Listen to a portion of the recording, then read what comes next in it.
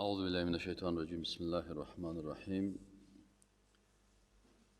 إن الحمد لله نحمده ونستعينه ونستغفره ونؤمن به ونتوكل عليه ونعوذ بالله من شرور أنفسنا ومن سيئات أعمالنا. من يهده الله فلا مضل له ومن يضلل فلا هادي له، وأشهد أن لا إله إلا الله وأن محمدا رسول الله صلى الله عليه وسلم وعلى آله وصحبه أجمعين.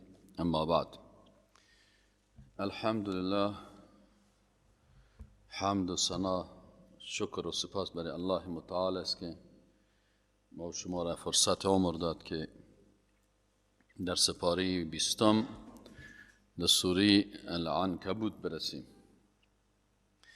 در این سوره مبارکه که به نام سوره عنکبوت است، وجه تسمیه ازی که چرا ایره سوره عنکبوت میگن، در اینجا الله متعال مقایسه میکنه بین خانه های انسان های مؤمن و بین منازل و خانه های که انسان های بیدین بر خود میسازن. قلب انسان به مثابه خانه انسان است و خانه هایی را که میسازن، بعض خانه های مستحکم است، فولادی هست، قوی هست، قلب مسلمان با اینمی قوت خود می باشه، و بعض خانه های عنکبوتی هست، مثل جولابافک، بسیار ضعیف است که حتی توانایی در مقابل یک باد عادی را هم نداره، و خانم هایی را حتی با یک جاروگک خود از دیوالای خود چی میکنن، بسته خانه از را از بین میبرن. چون ذکر عنکبوت در این سوره مبارکه شده، از این خاطر این سوره را به نام سوره عنکبوت میگن. این سوره مکی هست و ما و شما میفهمیم که در سوره های مکی مسائل توحید، دلایل وجود الله متعال، دلایل وحدانیت الله متعال، رد شرک بیان میشه. و یکی از موضوعات مهمی که در این سوره مبارکه ذکر میشه که در دیگه سوره ها کمتر است، خصوصیت از این سوره هست اما امتحانات و سختی هایی که سر اهل توحید میآید. برای موحدین الله متعال سنت الهی را بیان میکنه در این سوره مبارکه که هر کسی که حقیقتا راه توحید بگیرن، در مقابل از اونا سختی ها هست، امتحانات هست، مشکلات هست. و این مسئله را در این سوره مبارکه میگم. سوره مبارکه به چندین بخش تقسیم میشه. یک بخشش در مورد سنت الهی، در مورد امتحانات است. بخش دومش حدود اطاعت والدین است که با کدام حدود انسان الله را اطاعت بکنه. بخش سومش رد اندیشه حمل گناه است که فلان شخص میگه که من گناه شما را حمل میکنم. بخش دیگهش که است مثال های از زندگی موحدینه که سرشان سختی های بسیار زیاد آمد که این سختی ها درس است برای انسان های مؤمن و موحد. بخش دیگهش معامله و مجادله با اهل کتاب است که باید با چی اسلوبی همراه از اونا بحث صورت بگیرن. این بخشای اساسی هست که در هر کدامش الله متعال بیان میکنه. و آخری بخشش در مسئله عزیز که کسانی که سعی و تلاش میکنن و زحمت میکشن به خاطر رسیدن راه حق، الله متعال اونا را حتما هدایت میکنه. پس هدایت تحفه الهی است که این تحفه بر کسی داده میشه که او حقیقتا زحمت میکشه، سعی و تلاش میکنه تا که حق پیدا بکنه. اعوذ بالله من الشیطان الرجیم. بسم الله الرحمن الرحیم. الف لام میم از جمله حروف مقطعات است. الله اعلم بمراده، الله مقصد از این خوبتر میفهمه و ما نمیفهمیم. احسب الناس ان یترکوا، این بخش اول شروع میشه. الله متعال میگه که احسب الناس، آیا هتو محاسبه میکنن یا گمان میکنن مردم ان یترکو، ای که ترک شون، گذاشته شون، ان یقولو آمنا، که بگوین ما ایمان آوردیم، و هم لا یفتنون، و اینا امتحان نشن. پس در این سوره مبارک الله متعال میگه که کسایی که تو گمان میکنه که ما ایمان حقیقی داریم، یقین واقعی داریم، مسلمان های راستین هستیم و سر ما هیچ امتحان نبیه، اینا در اشتباه هستن. بلکه الله متعال بنده های خدا سخت امتحان میکنه و این امتحانات الهی گاه در نعمت هاست که برای یک کس شهوات پیش میشه. دشمنای اسلام دو قسم مسلمان ها را تحت فشار قرار میدن، یا از طریق شهوات و شبهات. این امتحان خطرناک است که در جنگ فکری داخل میشه، و گاهی هم جنگ نظامی هست که بندگی شدن است، لط کردن است، در زندان انداختن است و وسایل شکنجه و عذاب است. شهوات و شبهاتی است که دشمنای اسلام به خاطر ازی که مسلمان ها را تحت تاثیر خود قرار بده، بسیاری وقتا بر از اینا شهوات پیش میکنه. سه قسم شهوات است. یکی شهوات بطن است، مسائل جنسی. یکی شهوت مال است که دشمنای اسلام مال پیش میکنن، صندوق دلار. و سومی شهوت کرسی و چوکی هست که دشمنای اسلام به خاطر ازی که مسلمان از دینش منحرف بسازه، بر از اون مقام و چوکی و ریاست و سلطنت و رتبه های مختلف برازی میده.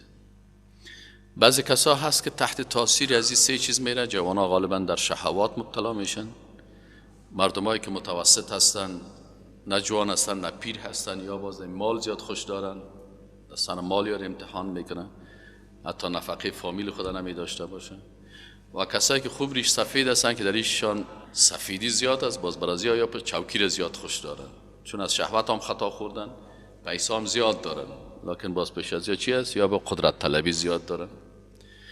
و دیگه شبهات است که دشمنای اسلام امتحان انسان مسلمان امتحان میکنن تا این ایمان از او از پیشش بگیره. توسط ایجاد شبهات است که نظام سیاسی اسلام قابل تطبیق نیست، سر وجود خالق شک میکنن، با فلسفه های الحادی در وحدانیت خالق شک میکنن، توسط شرکیات، شرک در ذات، شرک در صفات، شرک در عبادت، شرک در اطاعت، در قوانین الله، در شریعت الله شرک میکنن که قانون قابل تطبیق نیست.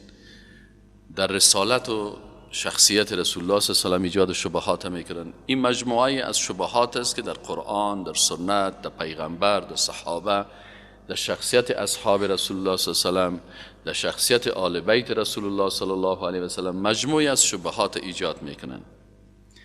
الله متعال سبحانه و تعالی میگه که آیا مردم فکر میکنن که اینا مؤمن باشن و سر از اینا امتحان نبیه؟ این امتحانات است در چی؟ در نعمت ها. در مقابل از دشمنای اسلام از طریق جنگ مسلحانه و نظامی ضربه های خطرناک مثل ترس از کشتن، زندانی کردن، عذاب ها و اینیا هستن. الله متعال میگه آیا گمان میکنن مردم ان یترکو، ای که ترک شون، ان یقولو، این که بگوین آمنا، ما ایمان آوردیم با وحدانیت الله و به رسالت رسول الله صلی الله علیه و سلم، و هم لا یفتنون، باز در حالی که اینا هیچ امتحان نشن. اگر شما این تصور میکنین که هیچ امتحان نشوین، هیچ سرتان سختی نبیه، همیشه آرام باشین، در یک صورت میشه که شما تحت تأثیر قیادت و رهبری کفار کار بکنین، دین ترک بکنین، عقیده را ترک بکنین، توحید را ترک بکنین. باز در اون صورت بسیار ساده میشه. اما اگر میگین من خوب مسلمان هستم و ما کلمه لا اله الا الله محمد رسول الله صلی الله علیه و سلم که ما ایره خواندیم و تعهد کردیم، به این تعهدات خود ما خوب مستحکم هستم، با سر تو امتحانات بسیار سخت و خطرناک میآید. الله متعال میگه این سنت الهی هست. ولقد فتن الذین من قبلهم، الله میگه ولقد و یقینا که فتنا، وقتی که این لقد بالای فعل ماضی داخل میشه علما میگن به معنای قسم است، یعنی الله متعال قسم یاد میکنه که قسم است ای مسلمان ها که ما در امتحان قرار دادیم الذین من قبلهم، امتحان قرار دادیم کسانی که قبل از اینا بودن. این امتحان چه قسم است؟ رسول الله صلی الله علیه و سلم در حدیث صحیح بخاری میگه که عن خباب ابن الارث، خباب ابن ارث رضی الله تعالی عنه میگه که شکونا الی رسول الله صلی الله علیه و سلم، میگه ما رفتیم پیش رسول الله صلی الله علیه و سلم و شکایت کردیم. و هو متوسد برده له فی ظل الکعبه، میگه در حالی که رسول الله صلی الله علیه و سلم یک چپنی را پوشیده بود در سایه کعبه نشسته بود، میگه ما رفتیم شکایت کردیم که ما را لط میکنن، ما را میزنن، ما را میکشن. بی بی سمیه را به شهادت رساندن. عمار ابن یاسر را با سیخهای آتشی که او را از آتش میگرفتن و در سینه و سرش میزدن، لط میکردن. یاسر رضی الله عنه را به اندازه لط کردن که پیشروی خانمش، پیشروی بچهش به شهادت رساندن پیش از خودش خانمشه. و دیگه صحابه را بلال حبشی را بالای سینهش سنگ هم میگذاشتن.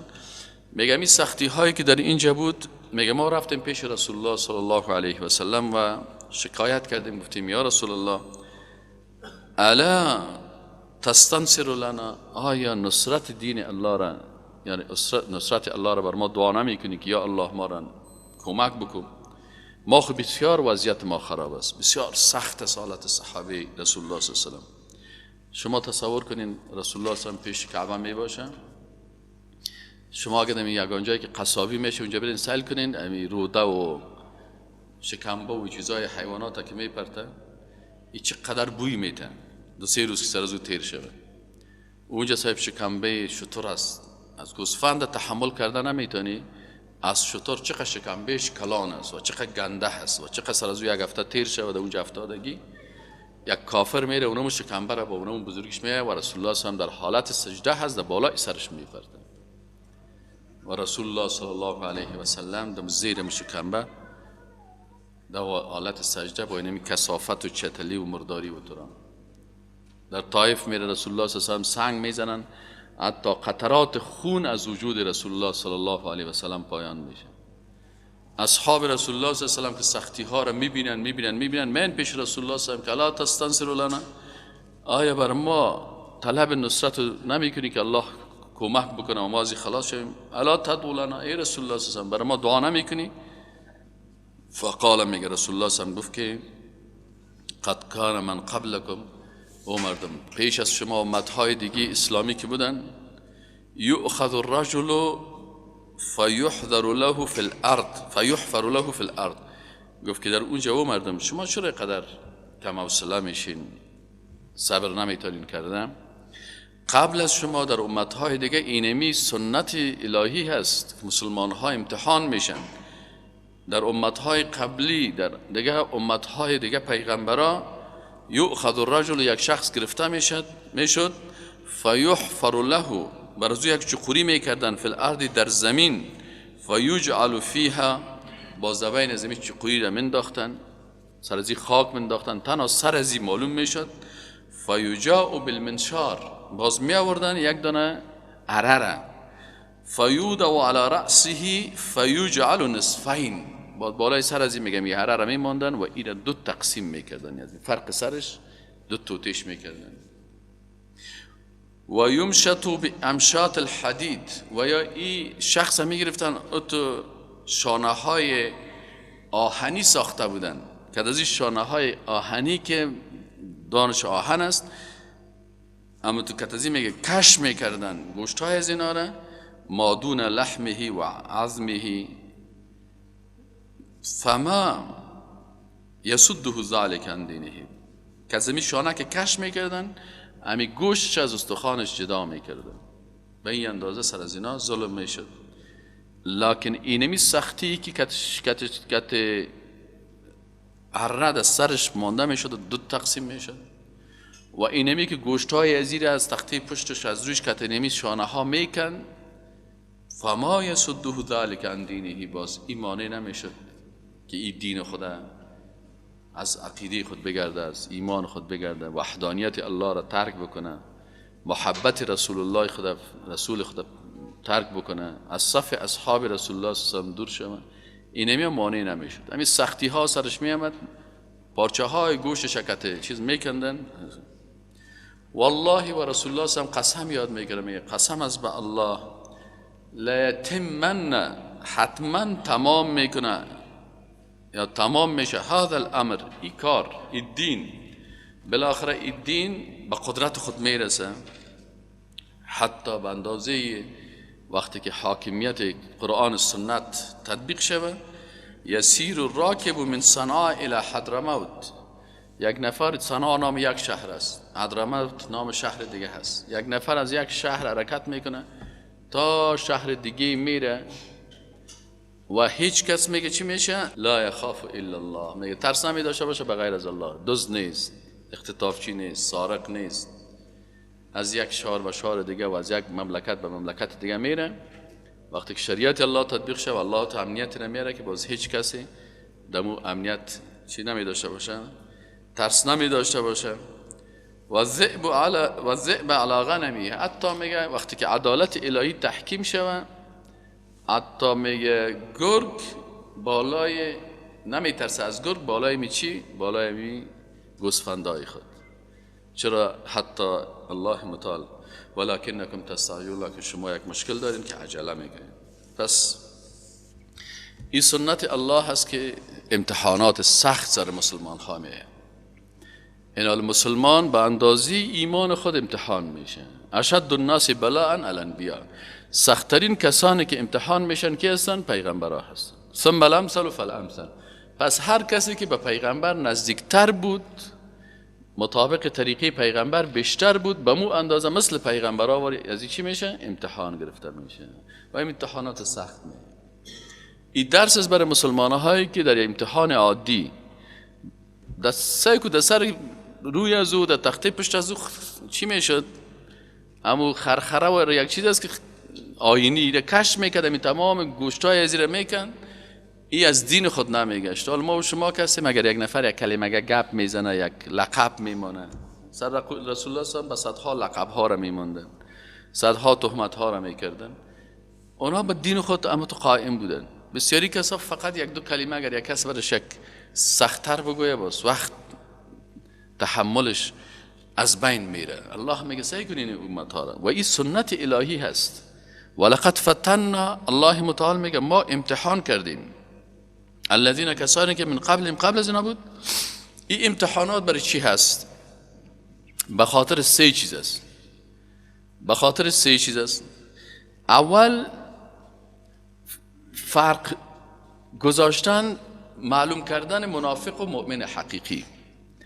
انسانی که منافق است، این در وقت عادی و در وقت نعمت ها بسیار خوب میگه من مسلمان هستم، در جایی که میمانی باشه و غوری های پلاو توزیع میشه و کباب توزیع میشه و دو پیازه داده میشه، باز که هر کسی ببینید دیگه غوری ها را میدواند من بسیار آدم خوب هستم.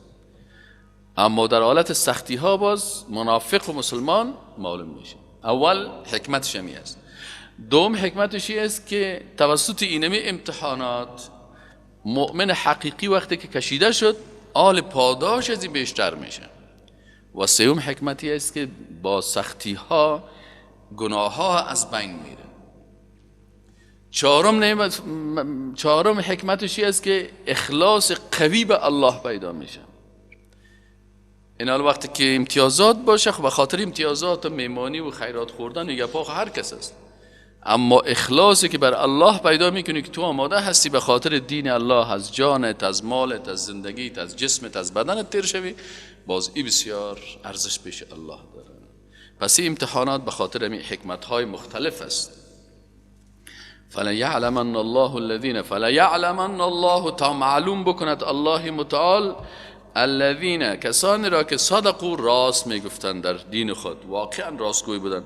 وليعلمن الكاذبین تا الله معلوم بکند انسانهای کاذب و دروغگوی منافقا را. در آیت دیگه میگه که لیمیز الخبیث من الطیب، تا که تمیز بکنه الله متعال چی را؟ خبیث از طیب، انسانهای زشت و خبیث و منافق از انسانهای پاک. ام حسب الذين يعملون السيئات ان يسبقونا ساء ما يحكمون. الله متعال میگه که ای کسانی که ام حسب، آیا گمان میکنن، الذين، او کسانی که یعملون السیئات، کسایی که مسلمان ها را در سختی ها میپرتن، شیطانی میکنن، جاسوسی میکنن، منافقت میکنن، مسلمان ها را شکنجه میکنن، مسلمان ها را اذیت میکنن، آیا اینا گمان میکنن الذين، کسانی که یعملون السیئات، زشتی ها را میکنن، ان یسبقونا، که یا باز از ما سبقت و پیشی میکنن، یا باز دیگه خوب به مقام خوب میرسن. ساء ما یحکمون، بسیار زشت است آنچه که اینا حکم میکنن یا غلط تصور میکنن. الله متعال میگه من کان یرجو لقاء الله، هر کسی که علاقمند ملاقات الله باشه، فإن اجل الله لآت، پس یقینا که امو وقت مقرر کرده شده الله لآت آمدنی هست. و هو السمیع العلیم، الله سخنهای شما را خوب میشنوه و علیم و باخبر است از قلبتان که شما چی نیت دارین، چی مقصد دارین. و من جاهد، و کسی که جهاد میکنه، سعی و تلاش میکنه، چون سوره مکی هست، در سوره های مکی وقتی که کلمه جهاد گفته میشه غالبا جهاد سعی و تلاش گفته میشه، و در سوره های مدنی وقتی که کلمه جهاد استعمال میشه اونجا جهاد قتالی است، مسلحانه. و من جاهد، و کسی که جهاد میکنه، سعی و تلاش میکنه به خاطر توحید، به خاطر ایمان، به خاطر اصلاح، به خاطر ای که خدا جور بکنه، تقوا بکنه، فانما یجاهد لنفسه، پس این سعی و تلاشش منفعتش برای کی میرسه؟ برای نفس خودش است. یعنی شما ببینین کسی که خوبی میکنه، شما لیسانس میخوانین، شاید نامیتون به کی میگیرین؟ به خودتان میگیرین. ماستری میخوانین، منفعت ماستری برای کی است؟ برای خودت است. دکترا میگیری، برای کی هست؟ برای خودت است. حالا وقتی که تو سعی و تلاش میکنی یک مومن خوب باشی، در روز آخرت شهادت نامه که به دست راست داده میشه، این به منفعت کی است؟ به منفعت خودت است. الله متعال میگه و من جاهد، کس که سعی و تلاش میکنه به خاطر توحید، به خاطر اخلاص، به خاطر ایمان، به خاطر تقوا، در درس قرآن اشتراک میکنه، در دسترخوان الهی که ما و شما شیشتیم در اشتراک میکنه، فانما یجاهد لنفسه، این سعی و تلاش و زحمت کشیش منفعتش برای کی میرسه؟ برای خودش میرسه.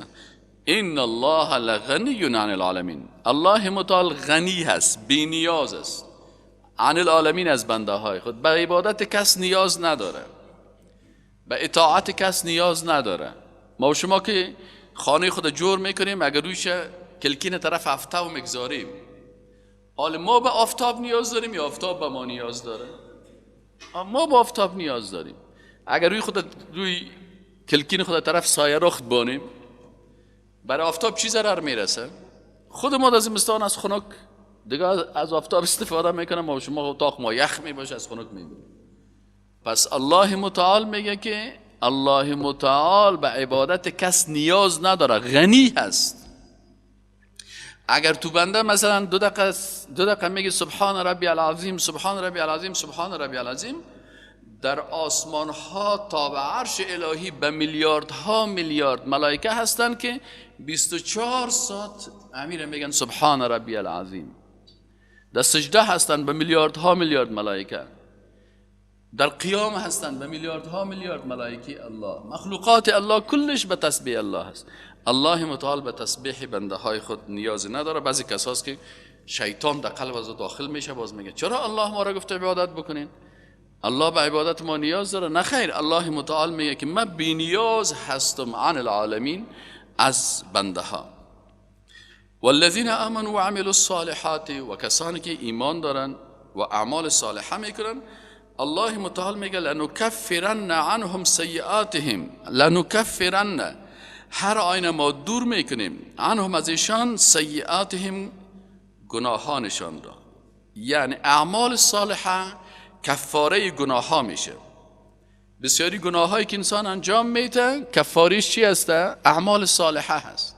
پیسه نیست. بسیاری وقتا تو نماز میخوانی، نماز تا قضا کردی، بسیاری عبادت ها را قضا کردی قصدن، حالا یک عبادت ها و بسیاری گناه ها نواهی را انجام دادی، حالا چه قسم میتونی که خدا پاک بکنی؟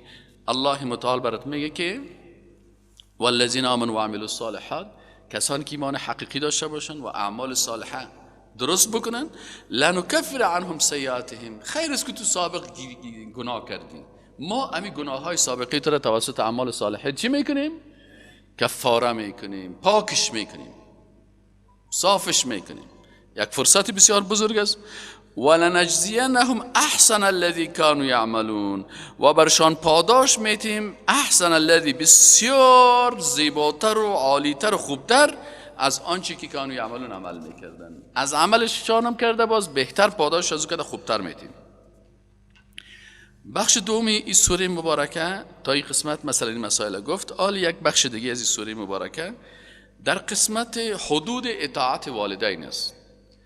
اطاعت والدین مطلق نیست. بعضی اصطلاحات شما بفهمین که بعضی جایی هست که مثلا اصطلاح آزادی میه، غربی ها آزادیشان مطلق است، بیبند و باری، زنا میکنی به نام آزادی، شراب میخوری به نام آزادی، جنایت میکنی به نام آزادی. در اسلام میگه نه، این قسمی مطلق نیست که اسب الابتی و امی زینش امی دانش که امی چیز از قبضش هم الابتی، مطلق العنان نیست.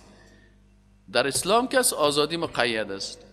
تو آزاد هستی لکن تحت آیات قرآن و احادیث رسول الله صلی الله علیه و سلم. دمی چوکات آزاد هستی، اما بیادبی و بد اخلاقی یارا کردن نمیتونی.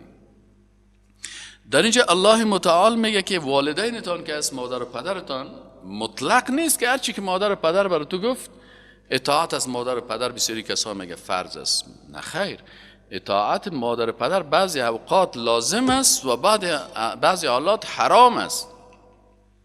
بعضی حالات اطاعت از والدین میشه و بعضی اوقات اطاعت از والدین نمیشه.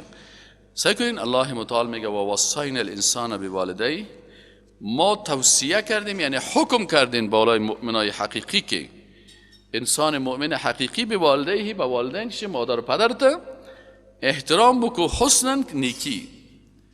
وصیت کردیم که به مادرتان شما احسان بکنین. احسان والدین 3 قسم است.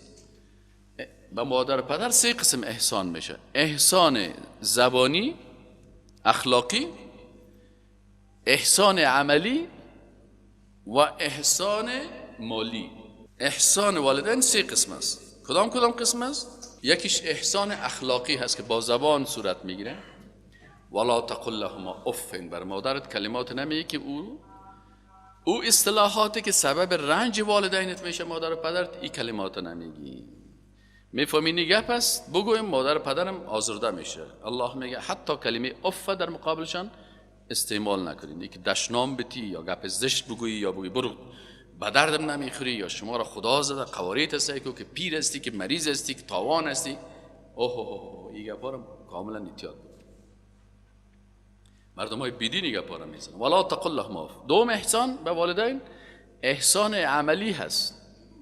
عملا افتاویه و برش پیشروش میمونی، عملا کاغذ تشنابه در دستش میدی، عملا وقتی که سر و جانش چرک شده بود لیف و کیسه را میگیری حمام میبریش پاکش میکنی، عملا مثلا برش دوا میگیری، عملا در تخته پشتت پیش دکتر میبری. این چی است؟ این احسان عملی هست.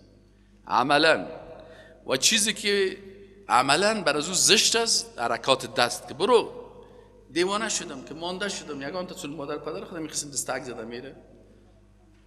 این احتیاط کن.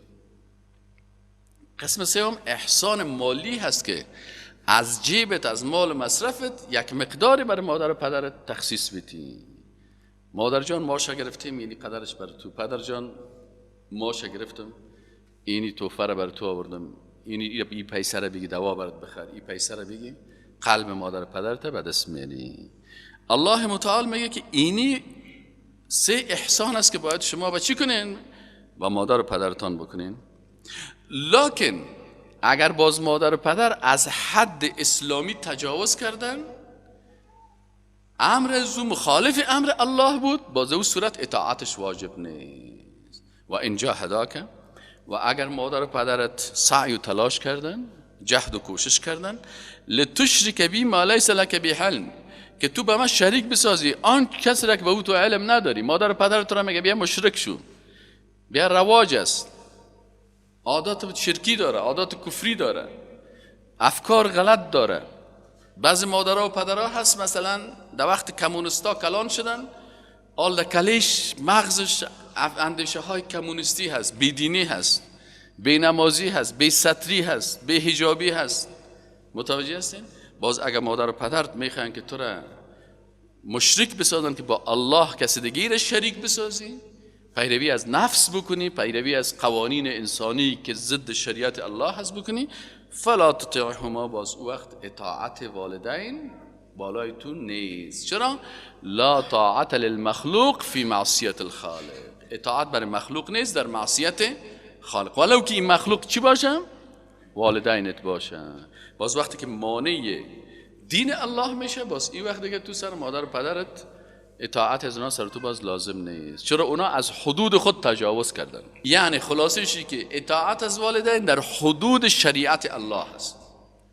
تا وقتی که مادر و پدر تو را امر میکنه، از تو تقاضا داره مطابق شریعت، اخلاق تقاضا داره، اعمال خوب پیش دکتر رفتن و مریضی و گپا کار داره، پول نیاز داره، در چوکات شریعت اسلامی اطاعتش بالای تو واجب است. وقتی که از حد خود تجاوز کرد، میخواد که تو رو در شرک و در کفر و در بدعت و در گناه و در معصیت داخل بکنه، فلا تطیعهما، باز الله میگه وقتی اطاعت نکن، فلا تطیعهما.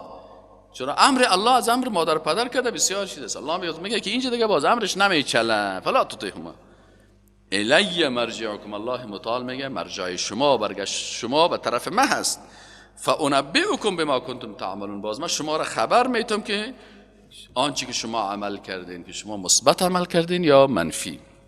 والذین آمنوا وعملوا الصالحات، و کسانی که ایمان آوردن و اعمال صالحه میکنن، الله متعال میگه لندخلنهم فی الصالحین، باز ما اینا را داخل میکنیم در صالحین. حال ما و شما میگیم که همیشه در هر رکعت نماز میگیم که یا الله ما را هدایت بکو به صراط المستقیم. صراط المستقیم کدام است؟ صراط الذین انعمت علیهم. انعمت علیهم کی است؟ میگه من النبیین و الصدیقین و الشهداء و الصالحین. الله متعال میگه باز ما دعای شما را قبول میکنم. وقتی که ایمان و اعمال صالحه داشتین، باز شما را داخل میکنیم در چی؟ لندخلنهم فی الصالحین. آلی یک چیز دیگر رو بیان میکنه که بعضی مردم ها که هستن یا همیشه اپورچونیست هستن. اپورچونیست چی معنی؟ فرصت طلب، منفعت طلب، همیشه پشت منفعت میگردن. اگر در دین منفعتش بود باز بسیار خوب دیندار است، اگر باز در بیدینی منفعتش بود باز خوب بیدین است. این قسم میگه نباشین. و من الناس، بعضی از مردم هستن من یقول آمنا بالله، میگه ما ایمان آوردیم به الله، فاذا اوذی فی الله، باز اگر در راه دین الله یک کمک برش تکلیف رسید، اذیت شد، اوذی اذیت شد، تکلیف شد برش فی الله، در راه الله، جعل فتنه الناس کعذاب الله، بازو همین امتحان مردم مثل عذاب الله فکر میکنن. سعی کنین اینجا قاعده اساسی است که باید یاد داشته باشین. یکی عذابی که انسان میته، یکی عذابی که از جانب الله هست. عذاب انسان چی هست؟ انسان که زیاد زورش برسه سرتا میترقانه، دستا مشکنانه، سرتا میترقانه، پایتا مشکنانه، نهایت عذابش درد میته، نهایت عذابش میکشید. خلاص. آلی این عذاب دنیوی انسان مقایسه بکن با عذاب الهی. چرا عذاب الهی وقتی که در آتش دوزخی انسان افتاد، دستا و پایاش بسته شدگی و در آتش در میگیره و از هر طرف از بالا گندگی های دیگه هم در بالا ازی آمده میره، اینال از هر طرف این مرگ احاطه میکنه، هر قدر که چیخ میزنه باز اینجا مرگ نیست. پس او خطرناکتر است از این عذاب چی؟ عذاب دنیوی از انسان ها. پس اینال میگه این انسان هایی که دین درست نمیفهمن یا فکر میکنن که جعل فتنه الناس کعذاب الله، اما یک امتحانی که از طرف مردم برش میرسه این مثل عذاب فکر میکنن. برای تو یک امتحان است، لکن او کسی که تو را در این تکلیف ها میپرده این در عذاب الله گرفتار میشه. پس باید متأثر نشی. ولی جاء نصر من ربک، باز اگر میگه کدام کامیابی از جانب الله برش برسه، لا یقولن انا كنا معكم، باز میگه ما شما مسلمان ها بودیم، ما مسلمان هستم، ما در صف شما بودم. مکت مسلمان ها چی داشتم؟ یک وقت که مجاهدین آمدن، این کافرایی که بسیاری کسا بودن، مردم ما بزن و فسق و فجایع کن، باز میگه ما خود چی بودیم؟ کت مجاهدین چی داشتیم؟ ارتباطی بودیم. ما خود مسلمان هستیم، ارتباطی بودیم. خب یک ارتباطی پیدا شد، همه چیز کافر بیدین کلش باز ارتباطی شد. اینه باز الله متعال میگه باز لئن جاء نصر من ربک، باز یک امتحانی که از جانب الله آمد، لا یقولون، باز میگه انا كنا معكم، ما کت شما ارتباطی بودین. باز همین شهر کابل هم ارتباطی ها خراب کردن، همین که داخل شدن در صف مجاهدین آمدن صاحب جنگا را در دادن و صاحب اینمی کسایی بودن، همین کمونیستا و ترا که جنگ شده، بالاخره شهر کابل خراب شد. این زدن نام مجاهدین هم بد کردن. اون مجاهد حقیقی را که باز میرفت سعی میکرد که بیچاره در خانهش میرفته که دال نداره، کچالو نداره، خوراک نداره بخوره، این ارتباطی دیگه صاحب باز وقت رو بهار را گرفته، فلانی را گرفته. این صاحب عاجل لباس تغییر دادن. بسیاری کساست که مثالش کنی امروز یک روز سالش کنی که یک قسم قواره در اشکال چیز نکتایی بسیار برگدانس است، باز با سبایش که سعی کنی که وقت لباسش تغییر کرد، دیگه حکومت که باز لباسش تغییر کردن. این الله متعال میگه بعضی مردم های منافق هستن، با آن که تغییر شکل بده، با آن که فریب بده، با آن که خدای گپا را بزنه، این ناکنه. اولیس الله باعلم بما فی صدور العالمین، میگه یا تو فکر میکنن آیا نیست الله بسیار عالم با آنچه که در سینه های مردم است. باز الله از داخل قلب زیبا خبر است که امی انسان، الله سینه از داخل با خبر است که امی انسان چی نیت داره، مقصدش چی است. فقط امی هست که هر روز تغییر رنگ بده، تغییر چهره بده، دایی صف دو صف خدا پرته منافقت بکنه و منفعت دنیا اساسش باشه، و یا ای که به خاطر رضایت الله هر چیزی. وقال الذين كفروا للذين آمنوا، دیگه میگه چی عادت است؟ میگه همیشه مردمای بیدین عادت داره که وقتی شما را گمراه میکنه، بازی ها چی عادت داره؟ میگه برو گناهت سر من. همین جوانا همش تو روبرو شوین، یک کس میگه تو بیا گناه بکنیم، باز تو که بگی خود گناه داره، باز میگه برو گناهت سر من. میگه نه، میگه بیا این سیگرت بکش، بگی نه نمیکش، میگه برو گناهت سر من. تو بگی شراب بخور، میگه نه نمیخور، میگه برو گناهت سر من. فهمید یا نه؟ الله متعال همین موضوع را بیان میکنه. این بخش سوم از سوره که از درباره همین مسئله است که اندیشه گناه سر ما، این اندیشه کافری دروغی هست. کس نمیتونه که گناه تو را سر خود سر خود بگیره. وقال الذين كفروا للذين امنوا، وقال و میگن الذين کسانی که کفر و کافر شدن، للذين امنوا بر مؤمنا، اتبعوا سبیلنا، بیاین راه ما را بگیرین، ولنحمل خطاياكم، باز ما گناه های شما را حمل میکنیم، گناهتان با سر ما باشه. تو کافر شو، باز اگه دوزخ میرفتی، باز ما گناهت را میگیرم، تو را میگم برو جنت، باز من میگیرم. و ما هم بحاملین من خطایاهم، الله میگه بازیتان نته، اونا حمل کرده نمیتونن خطایاهم، گناه های از اینا را، من شیء، هیچ چیزی به اندازه یک سر سوزن گناه تو را حمل کرده نمیتونه، فقط تو را بازی میته که همون لحظه آماده گناه شوی. تو بیا خیر است این کارا که میکنیم، تو که بوی گناه داره، باز میگه خیر است بیا باز گناهی سر ما باشه. الله میگه نه نه نه، به هیچ گناه های شما را، من شیء، اینجا من بالای شیء نکیره هست. علما میگن، مفسرین میگه وقتی که نکیره بیان میشه به معنای از اینکه هیچ ذره از گناه هم، هیچ گناه را بالای از او حمل نمیشه، گناهی سر خودت هم بار است. انهم لکاذبون، الله متعال میگه فکرتان باشه که یقینا که این مردم ها چی هستن؟ دروغگوی هستن. ولا يحملن اثقالهم و اثقالا مع اثقالهم، یا حمل میکنن گناه ها را، هم گناه های خود را و بارهای گناه های دیگی را هم به همراه گناه هایشان. یعنی الله متعال میگه بازی مردم هایی که یکی فاسد است یکی مفسد. انسان مفسد گناهش دو چند است نسبت به انسان فاسد. فاسدی است که خودش گناه میکنه، مفسد کسی است که خودش هم گناه میکنه و جانب مقابل هم به گناه چی میکنه؟ تشویق میکنه. مثلا در یک عروسی رفت یک کس رقصید، اینالی خود رقصید گناه خود گرفت. اما ای بابه داماد که از بازی مفسد است، باز برای دو گناه داده میشه، هم از رقص خودش هم از خاطری که دیگران رو در رقص آورده، ساز ای آورده. اینال بابه عروس و بابه داماد ای باز داروسی هم گناه رقص دیگران رو میگیره، چرا که مفسد است. اگر می ساز نمیورد مردم نمیرقصید. اینه ولا یحملن، و اینا حمل حتما حمل میکنن اثقالهم، گناه های خودشان، و اثقال مع اثقالهم، دیگه گناه ها رو همراهشان. لکن گناه تو را باز او از تو از گناهت خطا نمیخوری دیگه، که باز تو بگی والله گناه من در فرق قضیه افتاد. نه، تو رقص تکدی دیگه، تو گناه خود بردی، اما او گناهش به خودش تعلق میگیره.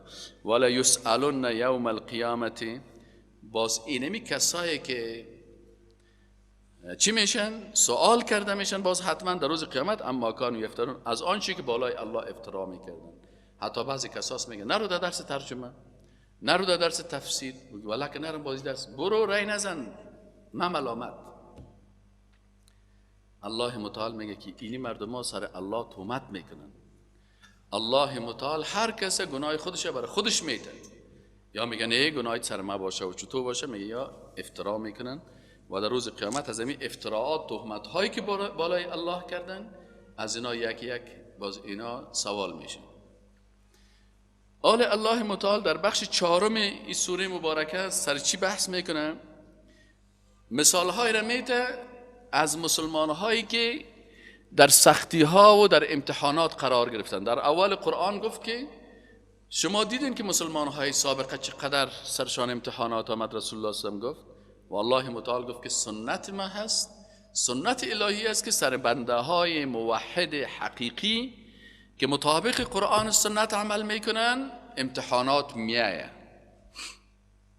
راحت نمی باشی، ذهنا تحت فشار هست، از طرف مادرت، از طرف پدر اگه مادر و پدر خوب مردم بودن، از طرف قوم اگه قوم خوب مردم بودن، از طرف نظام ها، از طرف از خودگی، از طرف همسایه ها، از هر طرف فشار میایه سرت. این امتحانات است و این امتحانات هم مثالش در اول گفتیم.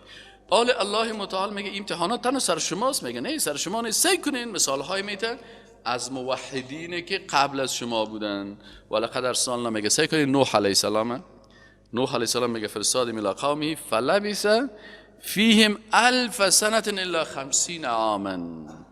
میگه نوح علیه السلام 1000 سال دعوت کرد، لبس کرد، یعنی باقی ماند بر دعوت در قوم خود. چقدر وقت؟ 1000 سال الی 50 عاما، مگر 50 سال. چی معنی؟ یعنی 950 سال عمر دعوت نوح علیه السلام. علما میگن که بعضی از روایت است، میگن که مثلا کسانی که به نوح علیه السلام و دعوت نوح علیه السلام قبول کردن، بعضی میگن 8 نفر بودن در 950 سال. چند نفر قبول کردن؟ 8 نفر. حالا بعضی استاداست میگن تا که پیشریم یک 500 نفر نباشه. بعضی استاداست میگن تا که پیشریم یک 500 نفر نباشه، ما گپم نمیایه. مرتبه از نوح علیه السلام که بسیار بلند است. سکون برش میگی پیغمبر الله نوح علیه السلام در قرآن چقدر نام ازی ذکر شده.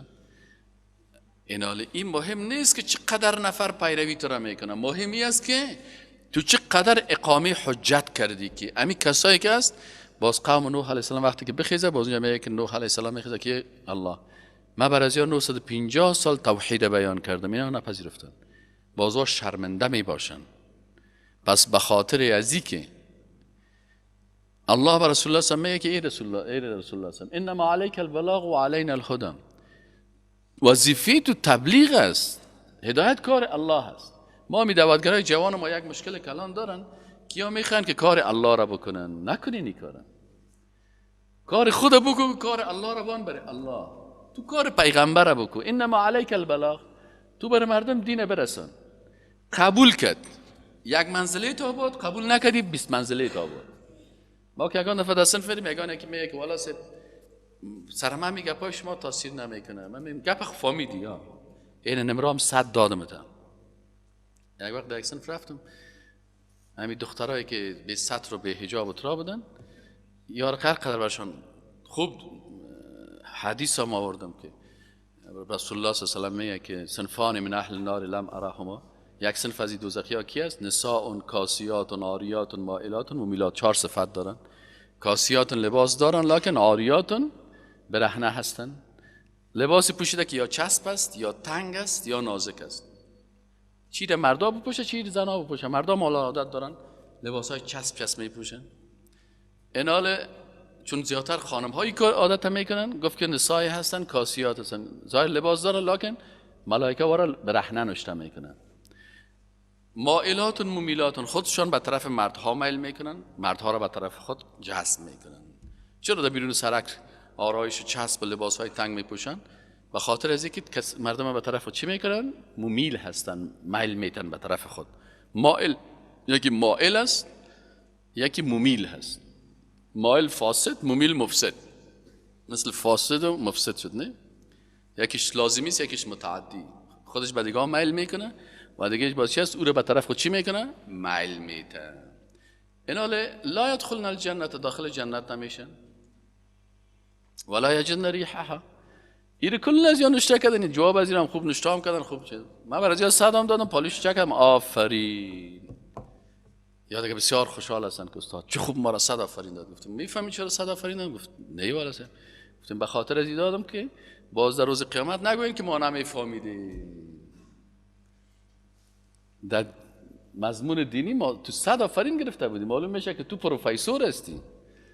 از ما هم که تو خوب میفهمی. 100 هم گرفتی؟ آفرینم. لکن با وجود از این هم سرخی تمو سرخی، سفیدی تمو سفیده، چشمکای تونمو مجسرین، آرایش تونمو آرایش است. مثل که آلمان ها میگه برای پشک پیشریش گوشت تبان و برش نصیحت کو. میگه پشک گوشت خورده میره، نصیحت تام گوشت میگیره. ما و شما باز فارسی میگیم که یک نفر از برای گرگ نصیحت میکرد که گرگ جانمی گوسفند داره نخ و گناه داره، بیچاره عاجز مردم هستن، چوچه دار هستن، چطور هستن. میگه گوشت گرگ برش میگه که میگه تا خلاص کو کرامه میگروزه. اینال در دعوتی است که شما دعوت بکنین. سعی کنین. نوح علیه السلام 950 سال دعوت کرد و کسایی که دعوت توحید قبول کرد بسیار کم بود. آل نوح علیه السلام در رسالتش در دعوتش الله متعال میگه هیچ وظیفه خود انجام داد. این کسایی که قبول نکرد او باز به استاد و به دعوتگر تعلق نداره. ما و شما وقتی محاسبه میشیم که اگر بینی که نابینا و چاه هست، اگر خاموش بنشینی گناه هست. دمون لحظه که گناه هست و معصیت هست تو دعوت توحید بکو بر مردم حق برسان. باز که قبول نکرد تو ضامنش نیستی. متوجه هستی؟ انما انت منذر. الله بر رسول الله چی میگه؟ تو منذر هستی. لست علیهم بمسیطر. تو سیطره نداری که از یخنش بگیری کشکش کرده بیاریش بگی نماز بخون. نه، فقط دعوت برشان برسان. این نوح علیه السلام الله متعال میگه فاخذهم الطوفان. با زمین مردمی که دعوت نوح علیه السلام قبول نکردن اینا رو گرفت طوفان و هم ظالمون، در حالی که ظالم بودن. فانجیناه، الله متعال میگه که باز ما نجات دادیم نوح علیه السلام و اصحاب السفینه و ام کسایی که در کشتی امرای ازی مسلمانای مؤمنین موحدین بودن که یا آمدن در کشتی امرای نوح علیه السلام بالا شدن، اونا را هم نجات دادیم. و جعلناها، یعنی جعلنا هذه الواقعه، گردانیدیم این واقعه را، یا و جعلناها، یا گردانیدیم هذه السفینه. اینها بر 3 حالت میشه شما: قریه، سفینه، حادثه. ضمیر به هر 3 راجع میشه. یعنی میگه ما گردانیدیم اینمی واقعه و کشتی و اینمی قریه را آیتا للعالمین. باز میگه ما ایره چیزا دلیل قدرت، دلیل بر درک حقیقت گردانیدیم برای مردمایی که بعد از اینا میان.